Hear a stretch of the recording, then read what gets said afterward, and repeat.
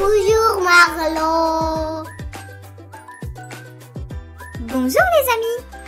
Aujourd'hui, je suis joyeux. Et vous alors? Je suis joyeux car c'est aujourd'hui. Je suis joyeux car pour le dîner, j'ai des brocolis que je n'adore pas. Mais cela veut dire que demain, j'aurai des betteraves dont je raffole. Je suis joyeux car il fait beau. Je suis joyeux car je me suis écorché les genoux et que je vais pouvoir mettre un pansement. Joyeux car un nuage ressemble à un ananas dans le ciel. Joyeux car j'ai souri à toutes les personnes que j'ai croisées dans la rue. Joyeux car je sais compter jusqu'à 100 à l'envers. Joyeux car j'ai fait tomber mon biscuit et il a nourri plus de 50 pigeons. Joyeux car mon énervant petit frère n'est pas énervant aujourd'hui. Joyeux car je vais lire un livre merveilleux. Et aussi, je suis joyeux car je suis un mulot. C'est tellement joyeux d'être joyeux. Maman me dit que la joie, c'est contagieux. Vous aussi, vous trouvez? Oui. Qu'est-ce qui vous rend joyeux dans la vie? Nous allons te parler de la joie. Et Marlo a raison, c'est un sujet très important. Est-ce que tu sais quelle est l'action que nous pouvons faire pour être joyeux? Je m'explique. Pour la marche, il faut marcher. Pour l'amour, il faut aimer. Et pour la joie, il faut se réjouir. La joie est un fort sentiment de contentement ou de plaisir. Un sentiment qui déborde, dont tout le monde autour de toi peut profiter, ce qui le rend plus merveilleux encore. Et d'où vient-il ce sentiment? Il vient de toi et de ton regard sur le monde. De tous ces moments où tu te réjouis. Tu te réjouis quand tu trouves du beau et du bon dans tout ce qui t'entoure. La lune qui brille, c'est beau. Le vent qui me chatouille les oreilles, c'est bon. Mon ami qui court vers moi quand j'arrive à l'école, c'est bon. Est-ce que tu peux me parler de ce qui, toi, te réjouit?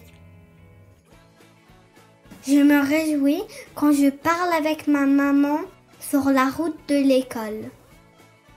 Je me réjouis quand quelqu'un me donne un câlin. Je me réjouis quand ma maman a un nouveau petit bébé. J'ai une autre question de taille pour toi. Penses-tu que la joie puisse surgir même là où tes yeux ne voient rien de particulièrement beau ou bon? On a dit que la joie venait de toi et de ton regard sur le monde. Écoute cette fable de Charles Péguy. En se rendant à Chartres, Péguy voit sur le bord de la route un homme qui casse des cailloux à grands coups de maillet. Son visage exprime le malheur et ses gestes la rage. Péguy s'arrête et demande « Monsieur, que faites-vous » ? « Vous voyez bien, » lui répond l'homme, « je n'ai trouvé que ce métier stupide et douloureux. » Un peu plus loin, Péguy aperçoit un autre homme qui, lui aussi, casse des cailloux. Mais son visage est calme et ses gestes harmonieux.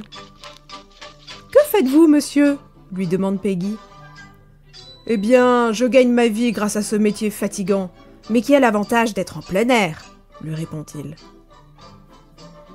Plus loin, un troisième casseur de cailloux irradie de joie. Il sourit en abattant la masse et regarde avec plaisir les éclats de pierre. « Que faites-vous » lui demande Péguy. « Moi, » répond cet homme, « je bâtis une cathédrale. »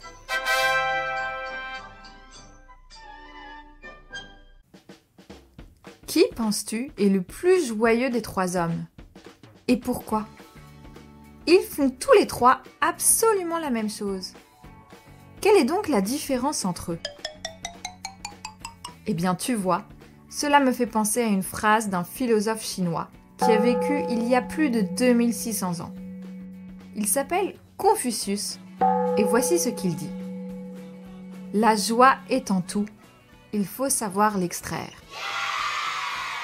Cette phrase me réjouit énormément, justement. D'abord, parce qu'elle nous invite à bien regarder. Il peut y avoir de la joie en toutes choses.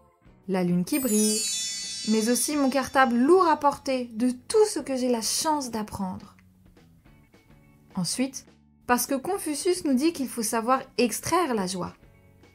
Et les savoirs, cela s'apprend. As-tu déjà réussi à transformer un moment embêtant en moment joyeux? Parfois, je n'ai pas envie d'aller à l'école, mais je transforme ce moment embêtant en un moment joyeux car je parle de plein de différentes choses avec ma maîtresse. On parle de Confucius, mais je ne t'ai pas demandé. Sais-tu ce qu'est un philosophe? Un philosophe est une personne qui recherche la sagesse et la vérité, en réfléchissant aux grandes questions de la vie, comme la bonté, le courage, le travail et bien d'autres encore. Un peu comme nous sommes en train de faire en ce moment. Comme Confucius, beaucoup de philosophes ont réfléchi et écrit sur la joie. Il y a une chose que tous s'accordent pour dire. La joie vient de toi. Et plus tu te connais bien, et plus tu aimes passer du temps avec toi-même, plus ta joie sera grande. Bien se connaître et aimer passer du temps avec soi-même, cela veut dire plusieurs choses. C'est comprendre pourquoi tu ressens les sentiments que tu ressens. Pourquoi suis-je triste maintenant? Ou au contraire, pourquoi suis-je heureux? C'est aussi comprendre pourquoi j'agis de telle ou telle façon. Et c'est vrai, quand je suis à l'écoute de mon cœur et de mon corps, je me sens plus à ma place et plus forte pour exprimer la joie de toute chose. Mais bien se connaître, c'est aussi prendre le temps de se nourrir de joie.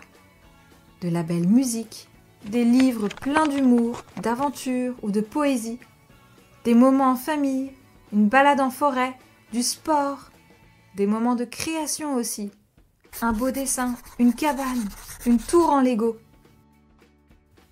À quelle activité penses-tu qui demande un peu de temps et vient te remplir de joie?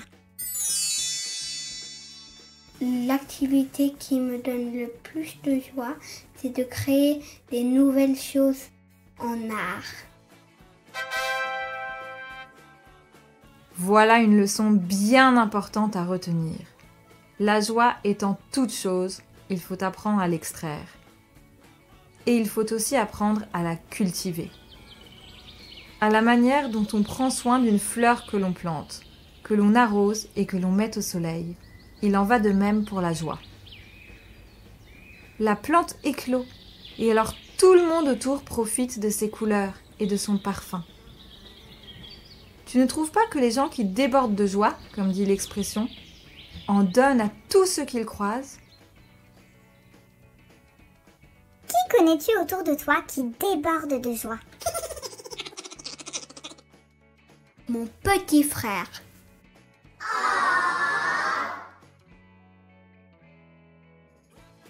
Il n'y a pas que les philosophes qui ont réfléchi à la joie. Ce sentiment a habité la création de nombreux artistes. De la danse à la peinture, en passant par la littérature ou la musique. Tu verras. Je voudrais juste te parler de musique maintenant. D'un grand compositeur de musique allemand, Beethoven, qui a vécu il y a 250 ans. Beethoven a écrit une symphonie, c'est-à-dire une pièce de musique jouée par un orchestre, qui se termine par un hymne à la joie. Écoute plutôt, c'est splendide.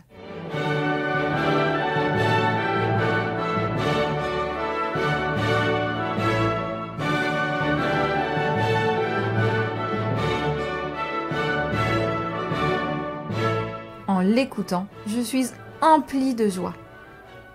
Et toi? Dans ce mouvement, Beethoven appelle à une joie pour tous, une joie fraternelle, car la joie est faite pour être partagée. Avant de nous quitter, Marlo a un petit exercice de joie à te proposer. Vas-y Marlo. D'accord, alors écoute-moi.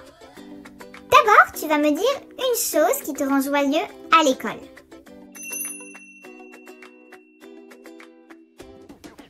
Maintenant, dis-moi une chose qui te rend joyeux dans ta famille.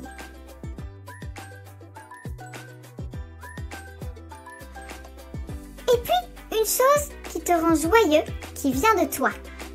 Par exemple, moi, je trouve toujours des super idées de jeu. Et tu peux recommencer ça tous les jours. À toi la joie! À bientôt!